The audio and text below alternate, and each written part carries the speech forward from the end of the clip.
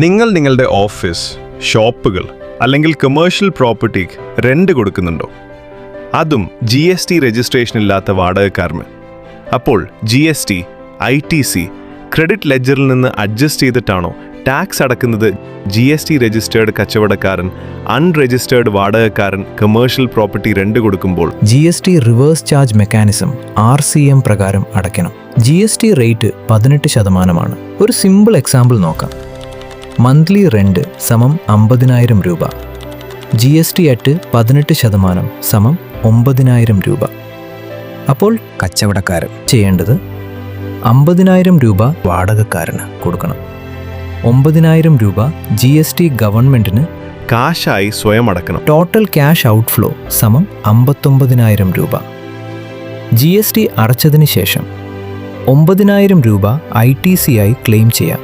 പക്ഷേ ആദ്യം ക്യാഷിൽ GST സ്വയം അടക്കണം. പല ടാക്സ് പേയേഴ്സിനും ഒരു വലിയ കൺഫ്യൂഷൻ ഉണ്ട്. അവർ കരുതുന്നത് ഈ 9,000 രൂപ ITC ക്രെഡിറ്റ് ലെഡ്ജറിൽ നിന്ന് അഡ്ജസ്റ്റ് ചെയ്യാം എന്നതാണ്. പക്ഷേ ഇത് തെറ്റാണ്. വാടകക്കാരൻ അൺരജിസ്റ്റേർഡ് ആണെങ്കിൽ കച്ചവടക്കാരന് സെൽഫ് ഇൻവോയ്സ് ഇഷ്യൂ ചെയ്യണം.